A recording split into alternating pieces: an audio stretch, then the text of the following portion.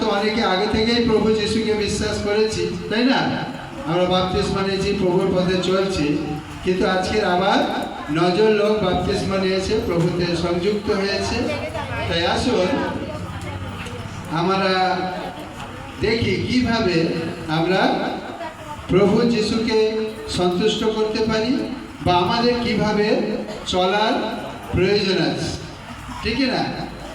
ঈশ্বরের বাক্য বলে, পরীক্ষা করিয়া দেখো তুমি কি রূপে চলিতেছ, অজ্ঞানের ন্যায় না চলিয়া জ্ঞানবানের ন্যায় চলো। সেই জন্য আজকে আমরা যারা প্রভুতে বিশ্বাস করেছি, যারা নতুন, তাদের সঙ্গে আমরা যারা পুরনো আছি, আমরা দেখবো ঈশ্বরের বাক্য থেকে আমরা প্রথম থিসসলনিকীয় তার 4 অধ্যায় আমরা দেখব। আসুন আমরা বাইবেল পড়ি, 1 থেকে আমরা 15 পদ পর্যন্ত পড়ব। আজকের বিষয়, কি রূপে আমি ঈশ্বরের পথে চলব, বা আমার খ্রিস্ট বিশ্বাসী হিসাবে কিরূপ ব্যবহার করা উচিত, আমরা সেই বিষয়টা দেখিব। অতএব হে ভাতৃগণ, অবশেষে আমরা প্রভু যিশুতে তোমাদিগকে বিনয় করিতেছি, চেতনা দিয়া বলিতেছি, কি রূপে চলিয়া ঈশ্বরকে সন্তুষ্ট করিতে হয়, এ বিষয়ে আমাদের কাছে যে শিক্ষা গ্রহণ করিয়াছ আর যেরূপ চলিতেছ তদনুসারে অধিক উপচিয়া পড়ো। Hallelujah, hallelujah.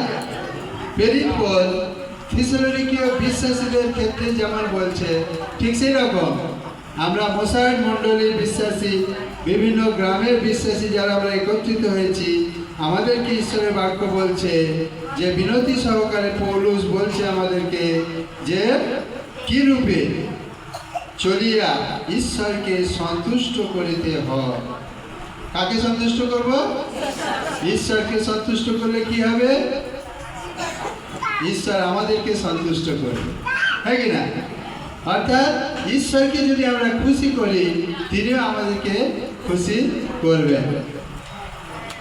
যাকবের কটা ছেলে ছিল? 12 ছেলে ছিল। 12 ছেলের মধ্যে কাকে বেশি ভালোবাসত? যোসেফকে। যোসেফ একেবারে ছোট ছিল না, ও 11 নম্বরে ছিল, কিন্তু যোসেফ কে ভালোবাসত? যাকব, যার নাম, যাকবের নাম ইসরায়েল। যাকবকে বেশি ভালোবাসত কেন? কে বলতে পারবে? যোসেফকে যাকব কেন বেশি ভালোবাসত? কে বলতে পারবে? দেখতে ভালো না, কিন্তু বাইবেলে একটা লেখা আছে যে সেটা তার বৃদ্ধাবস্থার সন্তান, তাই যোসেফ তাকে ভালোবাসতেন। কিন্তু তা সত্ত্বেও আরেকটা বিষয় আছে, সেই বিষয়টা কি না, যোসেফ সৎ ছিল। ভাইয়েরা কি করত? পশু ধনের মধ্যে থেকে চুরি করে পশু মেরে খেয়ে নিত। সেই সমস্ত খবর যোসেফ এসে বাবাকে বলত। অর্থাৎ সে ন্যায় পরায়ণ ছিল, সে পিতার প্রতি কৃতজ্ঞ ছিল, শ্রদ্ধাশীল ছিল, যার কারণে তার বাবা তাকে ভালোবাসত। আর এখানে বলছে, পরীক্ষা করিয়া দেখো আমরা কি রূপে চলিয়া ঈশ্বরকে সন্তুষ্ট করতে পারি। হালেলুয়া। যেমন আমি সাক্ষ্য দিয়েছি যে আমি বাইবেল ট্রেনিং করে এসেছি, আমার বাবা ভাবছে যে ছেলে তো ধার্মিক হয়েছে, আগে ঝগড়াঝাটি করতো, বিড়ি খেতো, এখন বিড়ি খায় না, ঝগড়া করেনি, তাহলে আমার ছেলে খুব ভালো হয়েছে, ধার্মিক হয়েছে বলে কালী পূজার সময় আমার বাবা আমাকে বলছে, সফল কোনোদিন বলেনি। আমার বয়স তখন আমি গ্র্যাজুয়েট কমপ্লিট করেছি, মানে গ্র্যাজুয়েট কমপ্লিট করে আমি বাইবেল ট্রেনিং করতে গেছি, তখন কোনোদিন আমাকে বাতাসা হরিণর দিতে দেয়। ট্রেনিং করেছি, এখন আমাকে বাবা বলছে, আমি সেই কোথায় ঘরের ভিতরে জল শরবত দিচ্ছি লোকেদের, সেখানে গেছে, বাবাকে বলছে, সফল শোনো তুমি গিয়ে বাতাসাটা হরিণর দিতে। হালেলুয়া। এখন লোক ভক্তি, লোক একা একা হলে হয়তো আমরা অনেক কথা বলতে পারি, বাবা এত লোক কিভাবে বলবো, যদি না বলি বাবা যদি রেগে যায় অনেক সমস্যা হয়ে যাবে। জাস্ট আমি 1 মিনিট নীরব হয়ে গেলাম, আমি চিন্তা করে দেখলাম এখানে বললেওনা কেউ নেই। তাহলে আমি কিন্তু ঈশ্বরের বাক্য আমাকে মনে পড়লো যে পিতা ঈশ্বর বলছে, প্রভু যিশু বলছে, লাঙলে হাত দিয়ে যে পিছনে চলে বা দেখে সে আমার যোগ্য নয়। আরেকটা কথা প্রভু যিশু বলেছে, যে পিতা মাতাকে আমার অপেক্ষা অধিক প্রেম করে, হালেলুয়া, সে আমার যোগ্য নয়। Hallelujah, hallelujah. কিন্তু এই বাক্য অনুসারে যেন কেউ ভুল বুঝবে না যে পিতা মাতাকে সমাধান করা যাবে না। সমাধান অবশ্যই করতে হবে। পিতা মাতাকে কুকথা বললে তুমি নরক দণ্ড এড়াইবে না, মারধর তো পরের, কুকথাও বলা যাবে না। আমি যিশুকে জানার আগে আমার মায়ের গালে কোনোদিন খাবার দিইনি। হালেলুয়া। আমি যখন মেদিনীপুরে থাকতাম, আমি যখন বাড়িতে আসলে আমার মা 2টো ডিম সেদ্ধ করে বলে স্বপন খা, আর আমি সেই ডিম 2টো নিয়ে আমার মার গালে আমি খাইয়ে দিতাম আর বলতাম, মা দেখো প্রভু যিশু আমার কত সুন্দর শরীর দিয়েছে, এটা আমার জন্য না, এটা তোমার জন্য প্রয়োজন। আর আমার মা লোকের কাছে গল্প করতো যে আমার মেজ ছেলের মতো ছেলে হয়। হালেলুয়া। আমি যিশুতে আসার আগে আমার মায়ের মাথায় চুল ছেড়ে দিতাম। আমি যিশুকে তখন জানতাম না। পিতা মাতাকে সমাধান করা আমাদের বাঙালি লোকেরা জানে, শিক্ষা দেয়, কিন্তু অ্যাপ্লাই কেউ করে না। পিতা মাতাকে সমাধান করলে আপনার দীর্ঘ আয়ু হবে। হিতোপদেশ 10 অধ্যায়ে লেখা আছে, যদি আমরা জ্ঞানবান পুত্র হয় সে কি হবে, পিতার আনন্দের কারণ হবে। সেই জন্যে কিরূপ ঈশ্বরকে খুশি করতে পারি সেই বিষয়টা আমাদের দেখা দরকার আছে। কেননা প্রভু যিশুর দ্বারা আমরা তোমাদিগকে কি কি আদেশ দিয়াছি তাহা তোমরা জানো। ফলত ঈশ্বরের ইচ্ছা এই, তোমাদের পবিত্রতা। হালেলুয়া। ঈশ্বরের ইচ্ছাটা কি? তোমাদের পবিত্রতা। পৌল থিসসলুনিকীয় বিশ্বাসীদের বলছে যে প্রভু যিশুর দ্বারা আমরা তোমাদিগকে কি কি আদেশ দিয়াছি তাহা তোমরা জানো। পৌল যেমন থিসসলুনিকীয় মণ্ডলীকে বলছে, আমিও আপনাদেরকে বলছি যে খ্রিস্টের সুসমাচার নিয়ে অনেক সময় আমি আপনাদেরকে আদেশ দিই, যেটা কারো কারো ভালো লাগে, কারো কারো ভালো লাগে না। যাদের ভালো লাগে, যে বলছে যে অনুযোগ স্বীকার করে সে জীবন পাবে। হালেলুয়া। যে অনুযোগ স্বীকার করবে না সে বিনাশ পাবে। মন্দ বিষয় যদি কেউ চলে, আমি পাস্টার হতে পারি, আপনি বিশ্বাসী হতে পারেন, ভাতৃগণ ভাতৃপ্রেমে যেটা চলে বলে, যদি আমরা পরস্পর প্রেম করি তাহলে যে ভুল করবে তাকে সংশোধন করার জন্য তোমার বলা উচিত। হালেলুয়া। সেই জন্য এখানে বলছে যে তোমরা জানো, ফলত ঈশ্বরের ইচ্ছা এই, তোমাদের পবিত্রতা, যেন তোমরা ব্যভিচার হইতে দূরে থাকো। তোমাদের প্রত্যেকজন যেন যাহারা ঈশ্বরকে জানে না সেই পরজাতীয়দের ন্যায় কামাভিলাষে নয়, কিন্তু পবিত্রতার ও সমাদরে নিজ নিজ পাত্র লাভ করিতে জানে। হালেলুয়া। এই ব্যভিচার বলতে কি বলছে? স্বামী স্ত্রীর সম্পর্কের কথা বলছে। যেন আমরা পবিত্র থাকি, আমরা যেন কেউ কাউকে না ঠকায়। আমি ওই জন্য একটা উদাহরণ দিই, সবসময় বলি যে আমার ঘরে মুড়ির টিন আছে, তা মুড়ি খাবো, আমার টিন খুলে খাবো, কেন পরের টিন খুলতে? সবাই বুঝতে পারছে আশা করি, হ্যাঁ কি না? তা সেই জন্য সেই রকম যদি আমরা চিন্তা করি, এই বিষয়টা সবচেয়ে ডেঞ্জারাস। একটা ব্যভিচার আছে, যদি আমরা ঈশ্বরকে বাদ দিয়ে মূর্তি পূজা করি, সেটা একটা ব্যভিচার। আরেকটা ব্যভিচার হচ্ছে আমরা স্বামী স্ত্রীর যে পবিত্রতা, আমরা পবিত্র হওয়ার জন্য কি করতে চেষ্টা করি? আমরা ভালো করে হাত ধুই, মুখ ধুই, স্নান করি, নতুন শাড়ি পরি না, পবিত্রতা হওয়ার জন্য আমরা বেশিরভাগ ওইটা করি। কিন্তু ওইটার দ্বারা আমরা পবিত্রতা হইতে পারি না। ওই জন্য প্রভু যীশু কি বলছে? ধর্মগুরুদের বলছে, কপটিরা বাইরে কোনো কিছু মানুষকেও অপবিত্র করতে পারে না। যা ভিতর থেকে বার হয় তা মানুষকে অপবিত্র করে। সেগুলো কি? ব্যভিচার, এই প্রথম বিষয়টা। ব্যভিচার, মূর্তি পূজা, কলহ, নিন্দা, মন্দ, এ সব কিছু আমাদেরকে অপবিত্র করে। সেই জন্য বলছে যেন যারা ঈশ্বরকে জানে না, যারা ঈশ্বরকে জানে না, সেই পরজাতীয়দের ন্যায় কামাভিলাষে নয়, কিন্তু পবিত্রতায় ও সমাদরে নিজ নিজ পাত্র লাভ করিতে জানে।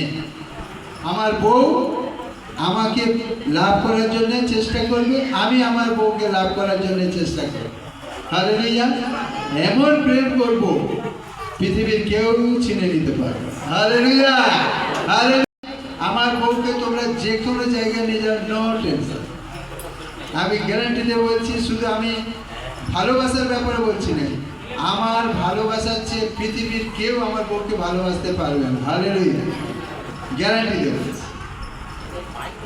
এমনকি আমার বউকে বলেছি তোমার বাবা মাও আমার চেয়ে বেশি ভালোবাসতে পারবে না। হালেলুয়া!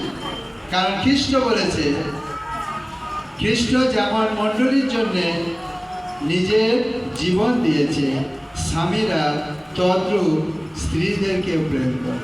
হালেলুয়া! তাহলে আমি স্বামী হিসেবে আমার স্ত্রীকে প্রেম করার জন্য যত মূল্য দিতে হয় দিতে হবে। সারা রাত জাগতে হতে পারে, সেবা করতে হতে যেতে পারে, তার সুখের জন্য অনেক পরিশ্রম করতে হতে যেতে পারে, হ্যাঁ কি না? সেই জন্য যেন আমরা আপন আপন পাত্র আমরা লাভ করার চেষ্টা করি। কিন্তু পবিত্রতায় ও সমাদরে নিজ নিজ পাত্র লাভ করিতে জানো। কেহ যেন সীমা অতিক্রম করিয়া এই ব্যাপারে আপন ভ্রাতাকে না ঠকায়। কেননা আমরা পূর্বে তোমাদিগকে যেমন বলিয়াছি ও সাক্ষ্য দিয়াছি, তদনুসারে প্রভু এই সকলের প্রতিফল দাতা। হালেলুয়া! যেন আমরা সীমা লঙ্ঘন না করি। সীমা লঙ্ঘন করলে তার প্রতিফল কে পাবে? যদি তুমি সীমা লঙ্ঘন করো। যেমন রূপাদিদের ওখানে খোলাখালিতে বড়দিনের সময় গিয়েছিলাম, তো ওই পুজো কমিটির এক ভদ্রলোক বলছে, স্বপনদা আমি আপনার সাথে কিছু কথা বলবো। হ্যাঁ বলো। বলছে আর যিশু করলে কি মূর্তি পূজা করা যাবে না? আমি বলে হ্যাঁ যাবে। কেন যাবে না? আপনি পুজো করবেন, মারতে পারবেন, আপনি চুরি করতে পারবেন, ব্যাংক ডাকাতি করতে পারবেন, সব পারবেন, কিন্তু তার যে রেজাল্ট আপনাকে বইতে হবে। হালেলুয়া! হালেলুয়া! সেই জন্য এখানে বলছে যেন আমরা আমাদের সীমা অতিক্রম না করি। তারপরে কি বলছে? কারণ ঈশ্বর আমাদিগকে অসুচিতার নিমিত্ত নয়, কিন্তু পবিত্রতায় আহ্বান করিয়াছেন। হালেলুয়া! আমরা যিশুতে আসি, গান প্রার্থনা করি, আমরা বাপ্তিস্ম নিই, প্রভুর ভোজ গ্রহণ করি, সেই পবিত্রতায় তিনি আমাদেরকে আহ্বান করেছেন। এই জন্য যে ব্যক্তি অগ্রাহ্য করে সে মনুষ্যকে অগ্রাহ্য করে তাহা নয়, বরং ঈশ্বরকে অগ্রাহ্য করে, যিনি নিজ পবিত্র আত্মা তোমাদিগকে প্রদান করেন। হালেলুয়া! প্রেরিত পৌল থিসলনিকে মণ্ডলীকে বলছি, যে অগ্রাহ্য করে। ধরুন আমি কাউকে কিছু সাজেশন দিলাম, উপদেশ দিলাম, সেটা যদি সে অগ্রাহ্য করে, সে কাকে অগ্রাহ্য করছে? ঈশ্বরকে অগ্রাহ্য করছে। কারণ আমি তো আমার কথা বলি না, ঈশ্বর যেটা করতে বলেছে আমি সেই বিষয়টা আপনাকে করতে বলছি। তাহলে সেইটা যদি কেউ অগ্রাহ্য করে, সে কি করে? ঈশ্বরকে অগ্রাহ্য করে। আর 9 পদে আমরা দেখছি, আর ভাতৃপ্রেম সম্বন্ধে তোমাদিগকে কিছু লেখা অনাবশ্যক, কারণ তোমরা আপনারা পরস্পর প্রেম করিবার জন্য ঈশ্বরের কাছে শিক্ষা পাইয়াছ। ভাতৃপ্রেম সবার মধ্যে আছে। হালেলুয়া! আমি খালি মালদা থেকে ভাবি কখন যাবো আর কার বাড়ি যাবো, ভালো ভালো রান্না খাবো। হালেলুয়া! সত্যি বলছি, আমার বিশ্বাসীদের জন্য আমার খুব অহংকার হয়, খুব গর্ব। বুঝতে পারছ? মানে যখন কোনো বিশ্বাসীর বাড়ি যাই তাদের সাথে সুসমাচার প্রচার করি, বিভিন্ন বিষয় নিয়ে আলোচনা করি, আর এত কিছু রান্না করতে চাই আমি তাদের মানা করি বলে বেঁচে যাই, না হলে তার দেখতে হবে। কেউ কেউ যদি দুঃখ করে আমি যিশুতে আসার জন্য আমার দিদি আমার সাথে কথা বলে না, আমি বলি আরে ভাই ভুলে যে একটা দিদি গেছে তো, এত দিদি আছে ভোর না রে ভাই, কত দিদির বাড়ি, সেই সেখানে থাকবে, ঘরে থাকবে আর কাজ মাসিমা। মাসিমা দুঃখের কোনো কারণ নেই, তবু কাজ, এর জন্য দুঃখ পায় যিশু। তার টাকার অভাব নেই, তার নিজের ঘর, নিজের ইচ্ছায় স্বাধীনতায় চলে, তবুও কাজ। কেঁদে প্রার্থনা করতে হয় কখন? যখন আমরা সত্যি সমস্যার মধ্যে দিয়ে যাই। আমরা একটা গান করি না, ঈশ্বরের আত্মায় আমায় যখন চালায় আমি দাউদের মতো গান গাই। তাহলে গান গায়, স্তুতি গাই আর নাচি। তাহলে ঈশ্বরের উদ্দেশ্যে দাউদ নাচে। আবার দাউদ বলছে, হে প্রভু, হে আমার ঈশ্বর, আমি সারা রাত্রি আমার চোখের জলে বুক ভাসাইয়াছি, আমার কুপাতে নয়নের জল সঞ্চয় করে রেখেছি। কেউ পাস্টার বা কেউ বিশ্বাসী বলে দিল তোমাকে প্রার্থনা করবে যখন, কেঁদে কেঁদে করবে। দুপুরবেলা খাসির মাংস খেয়েছি, নতুন জামা প্যান্ট পরে বিকালে প্রার্থনায় বসে হে প্রভু যিশু, আর ওই সময় কাঁদার কোনো দরকার নেই। ওই সময় যিশু থাকলে বলবে তুমি কাঁদছো কেন? কোশ্চেন উত্তর। যখন দুঃখ হবে তোমাকে বলার দরকার নেই, অটোমেটিক চোখে জল আসবে। যখন সবাই তোমাকে প্রত্যাখ্যান করেছে, তোমার নিজের স্বামী তোমাকে গাল দিয়েছে, কি নিজের বউ গাল দিয়েছে, আত্মীয় স্বজন প্রত্যাখ্যান করেছে, তখন আর বলতে লাগবে না, তোমার চোখ দিয়ে অটোমেটিক্যালি জল পড়বে। হালেলুয়া।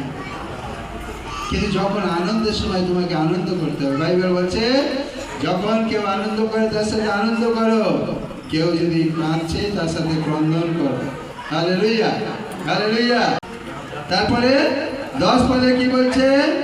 আর বাস্তবিক সমস্ত মাকিদোনিয়া নিবাসী সমুদয় ভাতৃগণের প্রতি তাহা করিতেছ। Hallelujah, hallelujah. থিসলনিকে মণ্ডলী কাদের প্রতি করছে?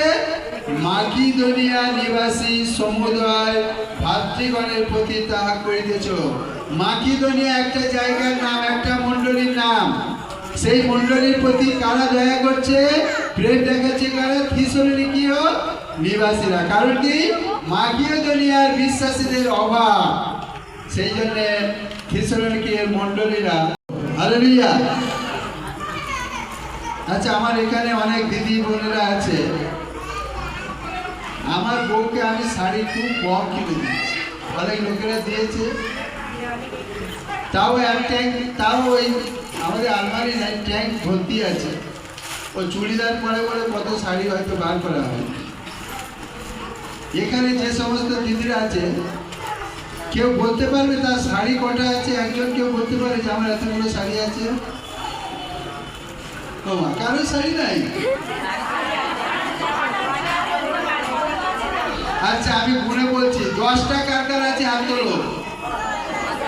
10টা কারো নাই? ও ময়নাদির আছে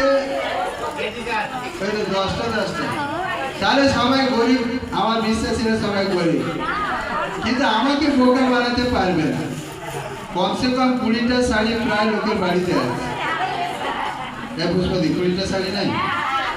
দেখো হাত তুলে তুলেছিল সামনে বলে আমি দেখতে পাইনি।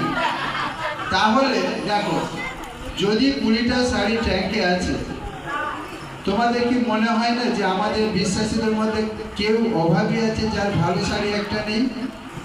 কোনোদিন পরীক্ষা করে দেখেছো? আমাদের একটা দিদি কই আসছে আজকে, এই দিদি দাঁড়ো একটু। এই আমাদের দিদি মন্ডলীতে একদিন গল্প করছে, 2 আলমারি ভর্তি শাড়ি। একটা কাঠের আলমারি ছিল, 2 প্রকার অনেক শাড়ি নষ্ট করেছে। আমি বললাম প্রভু যিশু বলছে এই পৃথিবীতে সঞ্চয় করো না, 2 পোকা কাটবে বলে পড়ছো, আর তুমি শাড়ি জমাচ্ছ। কেন মণ্ডলীতে দু চারটে বোনের জন্য দেওয়া যায় না? বলে দাদা পুরনো দিলে পড়বে লোক। আমি বলি কেউ না পড়লে তুমি আমাকে দেবে, কাকে দিতে হয় আমি বলবো। 40 টাকা বলে, যার কে বলতে পারবে আটার দাম কত? আচ্ছা 40-45 টাকা আটার কিলো। যেটা সহজে পাওয়া যায় তার গল্প কেউ বললো না। বিনা পয়সায় আটা পাওয়া যায়, ও তার মানে এরা কেউ খায় না। ও মা, রেশনের আটা কেউ খায় না? হে প্রভু বাঁচাও, আমি তোমাদের মধ্যে সবচেয়ে নিকৃষ্ট লোক। যাই হোক, এই কথা কেউ বলবে না। যাই হোক, আমরা যেটা সহজে পাওয়া যায় ওটার গুরুত্ব দিই না। কেউ না দিক, আমি গুরুত্ব দিই। আর আমার যখন অসুখ করার পর আমরা প্রতিদিন সন্ধ্যেবেলা রুটি খাই, আর সেই রুটি 40টা আমরা রেশনের আটা পাই না, আমরা শুধু চাল পাই। রেশনের আটা পাই না বলে আমার দুটো দিদি সবসময় আমার জন্য চিন্তা করে। প্রথম হচ্ছে রিঙ্কুদি, আর তারপর হচ্ছে পুষ্প। খালি জিজ্ঞাসা করবে আটা আছে তো, আটা আছে তো, এই মাসে নিয়ে যাবো নাকি। মানে আমাদের ঘরে কোনোদিন আটা শেষ হয় না। এই জন্য যে আমাদের ডাক্তারবাবু বলছিল না যে আমার গিয়ে খাদ্য নিয়ে আসো যেন অভাব না থাকে। ভালো বিশ্বাসীদের মণ্ডলীতে কোনো অভাব থাকার দরকার নেই, ঠিক আছে। ভালো খাবার। আমি ডাক্তারবাবু কল্পনাদি কালকে রাতে গল্প করছিল, বলতে বলতে বলছিল দানের বিষয়ে একটু বললে ভালো হয়, অন্য বললে ভালো হয়। আমি বলি বলে লাভ নেই, যে দেবে না সে ভিন্ন পাবে, যে বেশি দেয় কম দিতে বললে সে বলবে তাহলে আমি এত কেন দিচ্ছি। আমরা যদি শুধু এরকম মুঠো মেরে এক মুঠো চাল এক সপ্তাহ রেখে পরের সপ্তাহে যদি সব চাল আর ডাল একটু করে আনি, আমাদের খাবার অভাব আছে? খুব কষ্ট হবে না। সেই জন্য আমাদের মধ্যে সেই প্রেম, এই জন্য ত্রিশূলনীয় মণ্ডলী বলছে প্রেমের বিষয়ে তোমাদের শিক্ষা দেওয়ার আমার কোনো প্রয়োজন নেই, কারণ তোমরা অলরেডি মাকিদোনিয়া মণ্ডলীর জন্য তোমরা চিন্তা করছো। তারপর কি বলছে? তোমাদিগকে বিনয় করিয়া বলিতেছি ভাতৃগণ, আরো অধিক উপচিয়া পড়ো, আর শান্তভাবে থাকিতে ও আপন আপন কার্য করিতে এবং স্বহস্তে পরিশ্রম করিতে সযত্ন হও, যেমন আমরা তোমাদিগকে আদেশ দিয়াছি। সযত্নে পরিশ্রম করা দরকার। আমরা পরস্পরকে হেল্প করতে পারি এবং সেটা কত সহজে হবে। এটার মানে হচ্ছে প্রেম। আমরা যেন অন্যের জোয়ারি বহন করি। হালেলুয়া। তারপরে কি বলছে? হ্যাঁ, স্বহস্তে পরিশ্রম করিতে সযত্ন হও, যেমন আমরা তোমাদিগকে আদেশ দিয়াছি। লোকদের প্রতি তোমরা শিষ্টাচারী হও এবং তোমাদের কিছুরই অভাব না থাকে। হালেলুয়া। যারা বহিষ্ঠ লোক, যারা খ্রিস্টতে নেই, তাদের প্রতি আমাদের শিষ্টাচার রাখতে হবে। কিন্তু অনেক সময় আমরা ভুল করি। কিরকম? তুমি যিশু প্রার্থনা করছো, পাশের বাড়ি অবিশ্বাসী আছে, সে হয়তো 5টা ঘন্টা মারতো, এখন 25টা মারে। হ্যাঁ কি না? আর তুমি কি করছো? বিরক্ত হচ্ছ। কিন্তু বাইবেলে বলছে কইন আর হেবলের গল্প আছে না? কইন আর হেবল ঈশ্বরের কাছে দান নিয়ে গেছে, আর হেবলেরটা গ্রহণ করেছে, কইনেরটা গ্রহণ করেনি বলে কেউ কেউ বলে ঈশ্বর পক্ষপাতিত্ব করেছে। ভালো করে পড়তে হবে, বোঝার বিষয় আছে। তো ঈশ্বর কইনকে বলছে, কইন তুমি ক্রোধ কেন করছো? তুমি রাগ কেন করছো? যদি ন্যায় আচরণ করো তবে কি গৃহীত হবে না? Hallelujah, hallelujah. সেই জন্যে খ্রিস্টের আনন্দ অপরত। যিশু বলছে আমার এই আনন্দ আমি তোমাদেরকে দান করছি, যেন জগৎ যেরূপ দান করে আমি সেরূপ দান করি না। জগৎ কিরূপ দান করে? তুমি দিলে কিছু প্রতিদান করো, কিন্তু স্যাক্রিফাইস। যখন আমরা পাপী ছিলাম তখন খ্রিস্ট আমাদের জন্য মরেছে, আর যখন আমরা তার সন্তান হয়েছি তখন তিনি কত অধিক প্রেম করেন। সিনেমা দেখার দরকার নেই, স্বামী স্ত্রীর সিনেমা দেখার দরকার নেই। মাঠের দিকে ঘুরতে যাবে, কি নাম ভুলে গেল তোমার হ্যাঁ, পম্পাদিকে বলছি, ধ্রুবদা কলকাতায় থাকে 1 মাস। যখন বাড়িতে আসবে 1 দিন 2 দিনের জন্য বিকালবেলা মাঠে, ফাঁকা মাঠে নিয়ে যাবে আর গান ধরবে হাত ধরে, বলবে আমি দেবশ্রী, তুমি ধর্মেন্দ্র। দেখবে স্বামী কত খুশি হবে। আরে আমরাই তো নায়ক নায়িকা। সেই জন্য দেখো খ্রিস্টের প্রেম সব কিছু আমাদের দিয়েছে। আমি যেটা বললাম না, আমার মুড়ির টিনে মুড়ি আছে, কেন আমি অন্যের মুড়ির টিনে মুড়ি খেতে যাব? আমার এই শরীর ঈশ্বর দিয়েছে, আমার শরীরে যা কিছু অঙ্গ প্রত্যঙ্গ আছে পয়সা দিয়ে কিনতে পাওয়া যাবে না। আমার শরীরের শক্তি পয়সা দিয়ে কিনতে পাওয়া যাবে না। আমার বইয়ের শরীরের সমস্ত কিছু পার্টস পয়সা দিয়ে কিনতে পাওয়া যাবে না। আর মজার বিষয় আছে, তার ক্ষয়ও নেই আর লয়ও নেই। Hallelujah, hallelujah. সেই জন্য আদমের একা থাকা ভালো নয়, সেই জন্যে ঈশ্বর হওয়াকে দিয়েছিল। আর পুরুষদের মনে রাখা দরকার, হওয়ারা কিন্তু জাতা পার্টি না। আমরা বাঙালি কালচারে মেয়েদেরকে বলে, এই তুই চুপ কর, তুই কি জানিস রে? কিন্তু ঈশ্বরের বাক্য বলছে আমাদের বউরা কি অস্থির অস্থি মাংসের মাংস। স্বামীদের অস্থির অস্থি মাংসের মাংস হচ্ছে বউরা। তাহলে আমার হাড় আর মাংস নিয়ে নিলে আমি আর কিছু থাকবো? সেই জন্য সবসময় পাশে নিয়ে ঘুরে বেড়াই। হালেলুয়া। যদি আমি বলছি প্রত্যেকের 2টো হাত আছে, যার ডান হাত আছে বাঁ হাতে চিমটি কাটো, একটু দেখি। চিমটি কাটতে বলছি, লাগবে কি লাগবে না বলতে বলেছি। চিমটি কাটো, চিমটি কাটো না রে ভাই।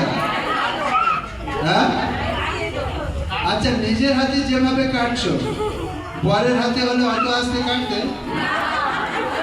হালেলুয়া। সেই জন্য বাইবেল বলছে কেউ নিজ মাংসকে ঘৃণা করে না। আর এটাই আমার মাংস, এটা আমার বস্তু।